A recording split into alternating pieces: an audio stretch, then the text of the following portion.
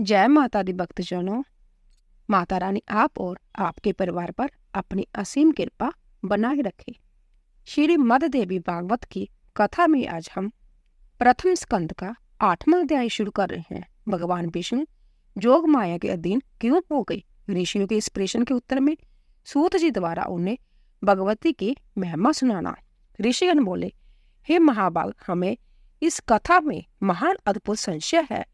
हे महामते, वेदों, शास्त्रों, प्राणों तथा बुद्धिमान लोगों की सदा से यह अवधारणा रही है कि ब्रह्मा, विष्णु तथा शंभु यह तीनों देवता सनातन है और इस ब्रह्मांड में इनसे बढ़कर अन्य कोई नहीं है। ब्रह्मा जगत का सृजन करते हैं, विष्णु पालन करते हैं और शंकर प्रलय काल में संहार करते हैं। यह तीनों ही इसमें कारण है।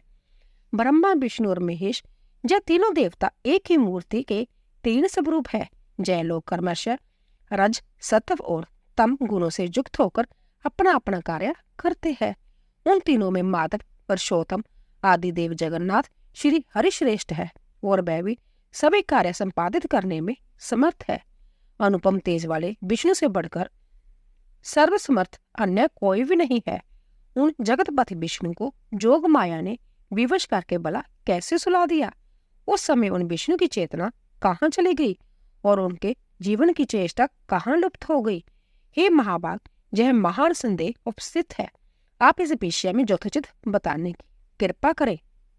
जिस शक्ति के विषय में आप पहले बता चुके हैं कि उसने भगवान विष्णु को भी पराभूत कर दिया था, वह कौन सी शक्ति है? वह शक्ति कहाँ से अद्भुत हुई? शक्ति संपन्न कैसे हुई तथा उसका स्वरूप क्या है? हे सुवर्त, यह सब हमें स्पष्ट रूप से बतलाई। वह शक्ति कहाँ से उत्पन्न हुई, शक्ति संपन्न कैसे हुई तथा उसका स्वरूप क्या है? हे सुवर्त, यह सब हमें स्पष्ट रूप से बतलाइए। जो विष्णु है वह तो सबके ईश्वर, वासुदेव, जगत के गुरु, परमात्मा, परम आनंद स्वरूप तथा सच्चिदानंद की साक्षात मूर्ति है। सब कुछ करने में समर्थ, सबका पालन करने में, सबकी चराचर का सृजन करने वाले, रजोगुण से रहित, सर्वव्यापी और पवित्र है। भला वह विष्णु निंद्रा के परतंत्र में कैसे अबुध हो गई? हे परंतप, हमें इस प्रकार का आश्चर्यजनक संदेह है। हे सूत, हे व्यास शिष्य, हे महामते, आप अपने ज्ञान रूपी खंडक से हमारे इस संदेह को नष्ट कर दीजिए। सूत जी बोले, हे मुनिजन, इस चराचर जगत में कौन ऐसा है जो इस शंका का समाधान कर सके? जबकि ब्रह्मा के पुत्र सनकादि मुनि तथा नारद, कपिल आदि भी इस विषय में मोहित हो जाते हैं। हे मुनिश्रेष्ठ, हे महाभाग, तब इस जटिल समस्या के समाधान में मैं क्या कहूँ? देवताओं में भगवान विष्णु ही सर्वव्यापी एवं सभी भूतों के रक्षक कहे गए हैं। उन्हीं से इस चराचर समस्त विराट संसार की सृष्टि हुई है। वह सभी देवता परमात्मा को नमस्कार करके नारायण, ऋषिकेश, वासुदेव, जनार्दन रूप में उनकी उपासना करते हैं। कुछ लोग महादेव, शंकर, शशिशेखर, त्रिनेत्र, पंचभक्तर, शूलपाणी और वृषभध्वज के रूप में ही उन्हीं की उपासना करते हैं। सभी वेदों में भी त्रिव्यंकम, कपर्दी, गौरी, देहधारी, कैलाशवासी, सर्वशक्तिमान, भूतगणों से सेवित एवं दक्ष, जगबिंदवसक आदि नामों से उनका गुणगान किया जाता है।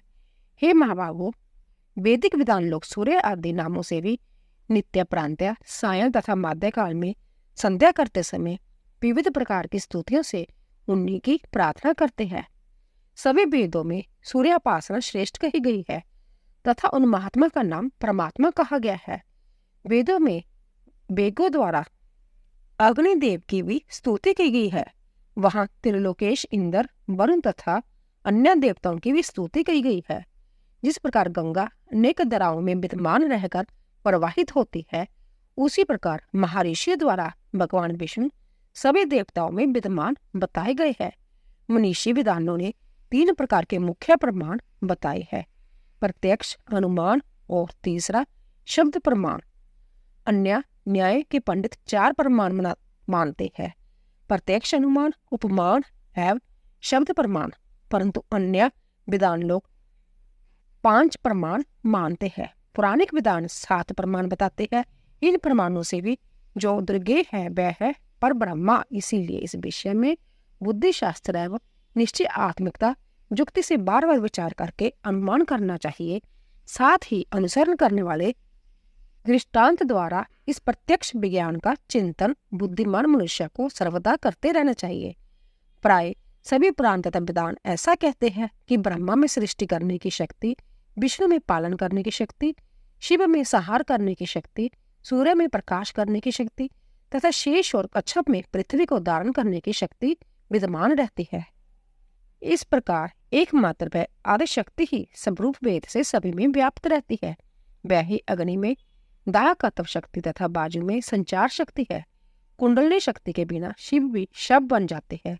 विद्वान लोग शक्तिहीन जीव को निर्जीव एवं असमर्थ कहते हैं। अतः हे मुनिजनों, ब्रह्मा से लेकर तुरंत पर्यंत सभी पदार्थ इस संसार में शक्ति के बिना समर्था यह है, क्योंकि स्थावर जंगम सभी जीवों में वह शक्ति ही काम करती है। जहां तक कि शक्तिहीन पुरुष शत्रु पर विजय होने, चलने फिरने तथा भोजन करने में भी समर्था असमर्थ रहता है, वह सर्वत्र व्याप्त रहने वाली आदि शक्ति ही ब्रह्मा कहलाती है। बुद्धिमान मनुष्य को चाहिए कि वह अनेक प्रकार के जतनों द्वारा सम्यक रूप से उसके उपासना करे तथा उसका चिंतन करे। भगवान विष्णु में सात्विक की शक्ति रहती है, जिसके बिना वह अकार्य हो जाते हैं। ब्रह्मा में राजसी शक्ति है, वह भी शक्तिहीन होकर सृष्टि कार्य नहीं कर सकते। और शिव में तामसी शक्ति रहती है, जिसके बल पर वह संहार कृत्य संपादित करते हैं। इस विषय पर मन से बार बार विचार करके तर्क वितर्क करते रहना चाहिए। शक्ति ही संपूर्ण ब्राह्मण की रचना करती है, सबका पालन करती है और इच्छा अनुसार इस चराचर जगत का संहार करती है। उसके बिना विष्णु, शिव, इंद्र, ब्रह्मा, अग्नि, सूर्य और वरुण कोई भी अपने अपने कार्य में किसी प्रकार भी समर्थ नहीं हो सकते। वह देवगण शक्ति युक्त होने पर ही अपने अपने कार्य को संपादित करते रहते हैं। प्रत्येक कार्य कारण में वही शक्ति प्रत्यक्ष दृष्टिगोचर होती है। मनीषी पुरुषों ने शक्ति को सुगुणा और निर्गुणा वेद से दो प्रकार से बताया है। सुगुणा शक्ति की उपासना आसक्त जनों और निर्गुणा शक्ति की उपासना अनासक्त जनों करनी चाहिए। धर्म, अर्थ, काम और मोक्ष, इन चार पदार्थों की स्वामिनी वह ही निर्विकार शक्ति है। विधिवत पूजा करने से वह सब प्रकार के मनोरथ पूर्ण करती है। सदा माया से घिरे हुए अज्ञानी लोग उस महाशक्ति को जान नहीं पाते। जहां तक कि कुछ विद्वान पुरुषों ने जानते हुए भी दूसरों को भ्रम में डालते हैं। कुछ मंदबुद्धि पंडित अपने उदर की पूर्ति के लिए कली से प्रेरित होकर अनेक प्रकार के पाखंड करते हैं। हे महाभागो, इस कली में बहुत प्रकार के अवैदिक तथा वेद मूलक धर्म उत्पन्न होते हैं, दूसरे युगों में नहीं होते। सम्य भगवान विष्णु अनेक वर्षों तक कठोर तप करते हैं और ब्रह्मा तथा शिवजी भी ऐसा ही करते हैं। यह तीनों देवता निश्चित ही किसी का ध्यान करते हुए कठिन तपस्या करते रहते हैं। इसी प्रकार अपनी इच्छाओं की पूर्ति के लिए ब्रह्मा, विष्णु, महेश यह तीनों ही देवता अनेक प्रकार के जग सदा करते रहते हैं। वह उन पराशक्ति ब्रह्मा नाम वाली परमात्मिका देवी को नित्य एवं सनातन मानकर सर्वदा मन से उन्हीं का ध्यान करते हैं। हे मुनि श्रेष्ठ, सब शास्त्रों का यही निश्चय जानना चाहिए कि दृढ़ निश्चय विद्वानों के द्वारा वह आदि शक्ति ही सदा सेवनीय है। यह गुप्त रहस्य मैंने कृष्ण देवपायन से सुना था, जिसे उन्होंने नारद जी ने अपने पिता ब्रह्मा जी से और ब्रह्मा जी ने भी भगवान विष्णु के मुख से सुना था। इसीलिए विद्वान पुरुष को चाहिए कि वह ना तो किसी अन्य की बातें सुने और ना माने तथा दृढ़ प्रतिज्ञ होकर सर्वदा शक्ति की उपासना करे। शक्तिहीन असमर्थ पुरुष का व्यवहार तो प्रत्यक्ष ही देखा जाता है कि वह कुछ कर ही नहीं पाता। इसीलिए सर्वव्यापिनी आदि शक्ति जग जननी भगवती को ही जानने का प्रयत्न करना चाहिए। 9वां अध्याय, भगवान विष्णु का मधुकेटव से 5000 वर्षों तक युद्ध करना। विष्णु द्वारा देवी की स्तुति तथा देवी द्वारा मोहित मधुकेटव का विष्णु द्वारा वध करना। सूत जी बोले, हे मुनिजनों, जब जगत गुरु भगवान विष्णु के शरीर से निंद्रा देवी निकली, उसी समय उनके नेत्र, मुख, नासिका, भुजा, हृदय तथा वक्ष स्थल से निकलकर वह श्रेष्ठ तामसी शक्ति आकाश में स्थित हो गई। तब भगवान विष्णु भी बार बार जमाई लेते हुए उठ खड़े हुए। तब वहां भगवान विष्णु ने भय से कांपते हुए ब्रह्मा को देखा और उन महातेजस्वी विष्णु ने मेघ के समान गंभीर वाणी में कहा, विष्णु बोले, हे ब्रह्मा जी, आप तपस्या छोड़कर जहाँ कैसे आ गए? आप इतने चिंतित एवं व्यथित क्यों हो रहे हैं?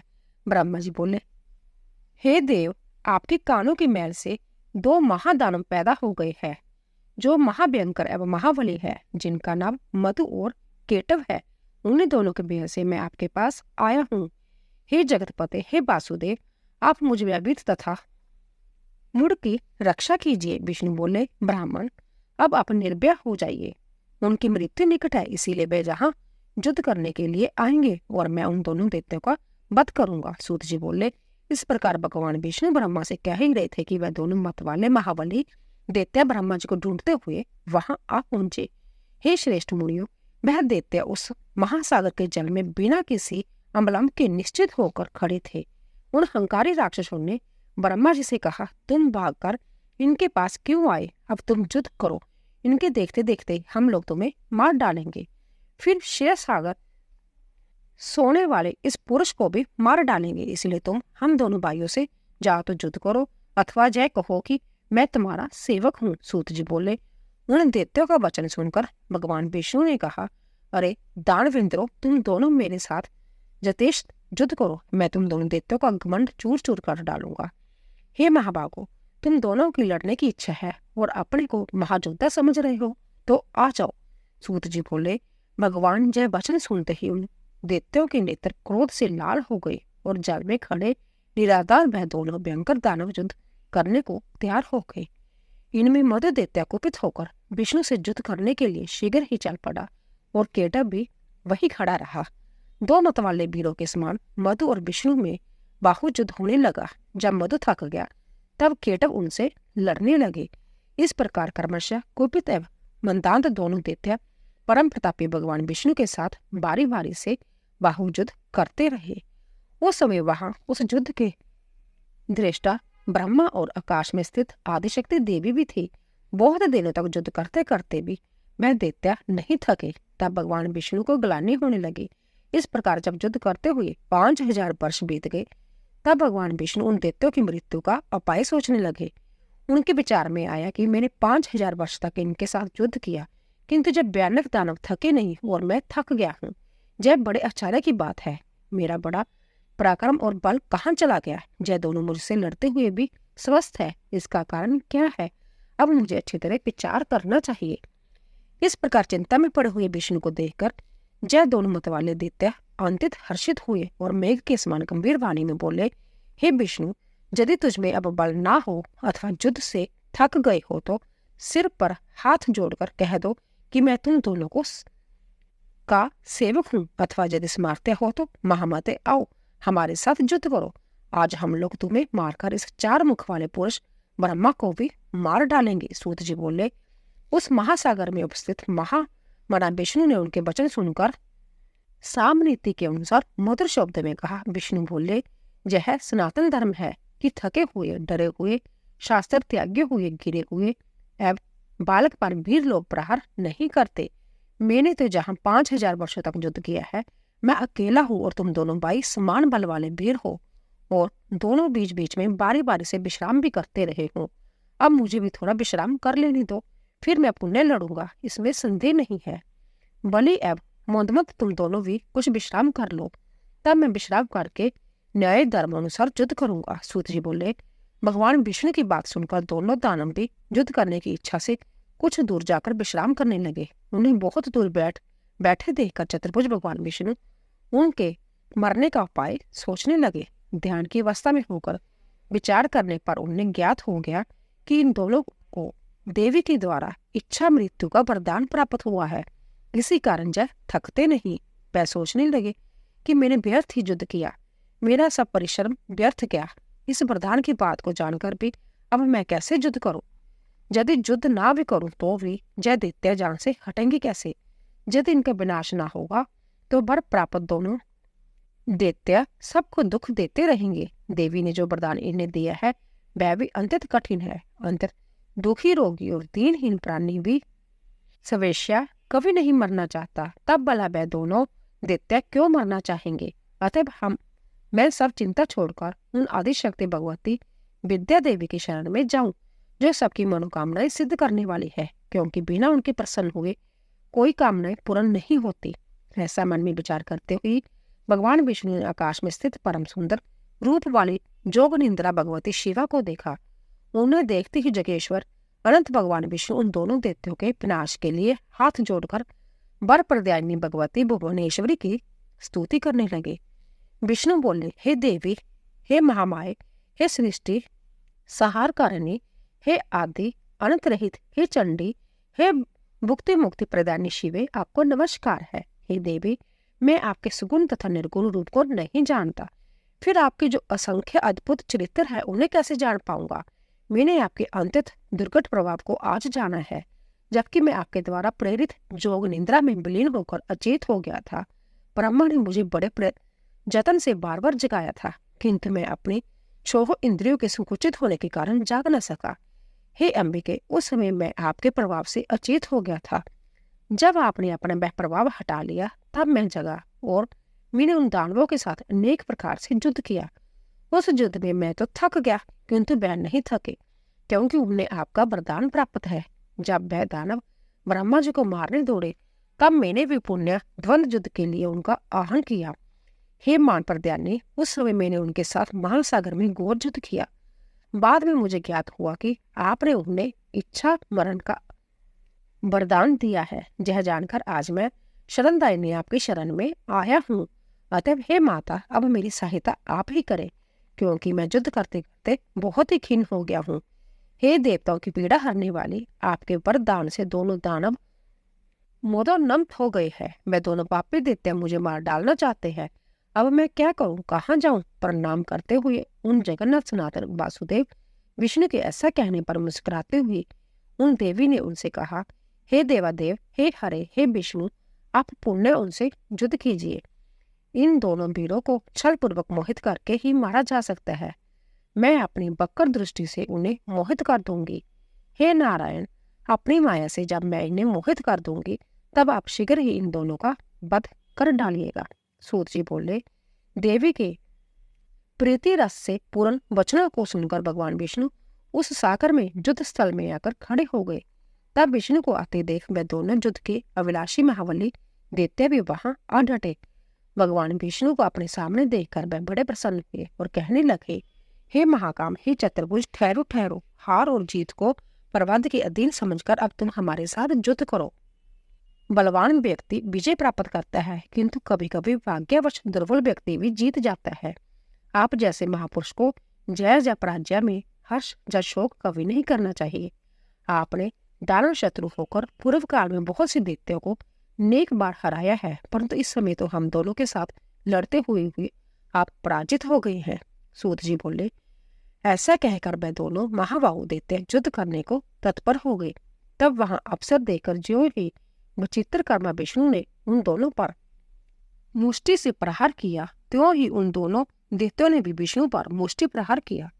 इस प्रकार उनमें परस्पर महाभयंकर युद्ध होने लगा। उन दोनों महाबली बलशाली दानवों को युद्ध रत देखकर नारायण श्री हरि ने दीन दृष्टि से भगवती की ओर देखा। सूत जी बोले, विष्णु की ऐसी करुणाजनक दीन दशा देखकर अरुण नेत्र वाली भगवती उन दोनों दैत्यों की ओर देखकर हंसने लगी और उन्होंने दूसरे काम बाणों के समान मंद मुस्कान युक्त तथा प्रेम भाव से भरे अपने कटाशों से उन पर प्रहार किया।